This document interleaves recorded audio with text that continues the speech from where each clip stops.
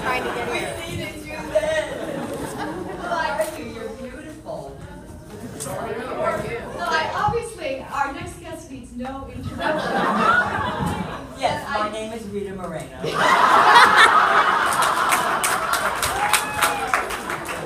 We're friends, so we can do that.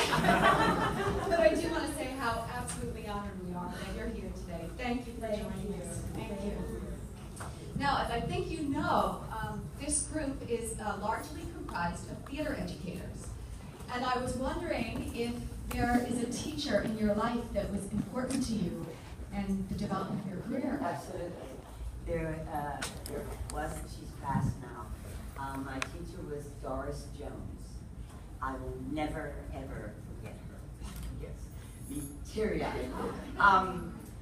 Because I was like a tomboy when I was a kid. Still am. Only I can't get up the trees. and my mother put me in school because I broke all the furniture. So I had all this energy. So it was Doris Jones' school, and I was 8 years old. And she trained myself and other brilliant dancers that have gone on to do other things. And she was so focused and made me so focused that our furniture survived after I went to that school. But Mr. Balanchine sent some scouts out from New York City Ballet, and they were looking for students. And I won a scholarship, as did Louis Johnson, and we were both 13 or 14. And my mother got all nervous. I'm one of 5, and she didn't know where I was gonna, live or the school, and so it was all of that had to be prepared. And Miss Jones was there. I had to audition for Mr. Balanchine and to know it was Mr. Balanchine. So I'm walking through the halls of the old school, which is Madison and 59th Street, and I see these 5'6", 7, 8 tall, gorgeous, blonde, blue-eyed girls, and here I was this little Puerto Rican thing. It just was the top boy. So she said to me, Chita, just stay in your lane. Don't look left, don't look right, just do exactly what I told you to do. Feel free enough to enjoy it if you can.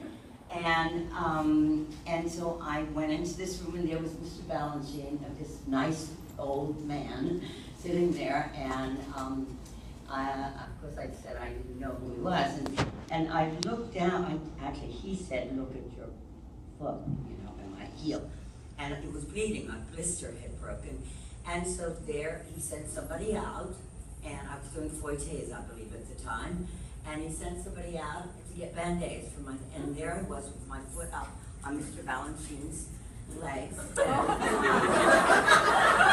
No, actually, this little old man's legs, in my mind. And when I got the scholarship, but when I left the room, I was talking with Mr. Balanchine. And from that moment, fear was a very important word for me to tell the children that fear is the worst thing you can have, because it really stops you. It just stops you dead in your tracks. You can't get to know yourself. You can't even hear when you're frightened. You can't see. You can't hear. Nothing is as it is. It should be. And so I got the scholarship, and but Miss Jones said to me, don't look left, don't look right, Chita. Just go in, be yourself. Remember everything I've taught you. Focus. Try to enjoy, but do as you're told. That was the days of do as you're told. That's right. Which I still am. I'm still very much that way. The kids in the shows, they kind of laugh at me because I'm kind of a good example, because at 95, I don't complain about an ache or a pain. Oh, I'm not really 95. The mere fact that you thought I might be.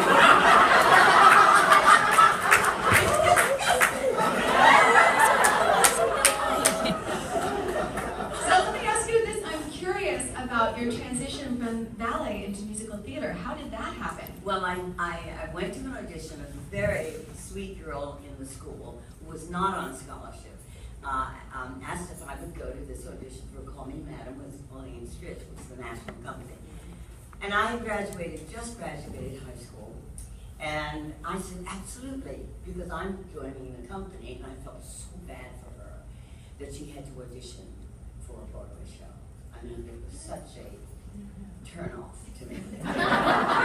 Oh, totally. I mean, it was the best. Did you look down on it? I was a snob. Yeah. It was just the way I was. And not really a snob, you know what I mean? A snob. And so I went, and this is where the fear factor comes in. Helen needed that job. And Helen stood in the back row because she was free. I did not need that job, and I was down front. And I was free. I could hear, and I could see, and I got the job, and she didn't. And I have never heard from her since.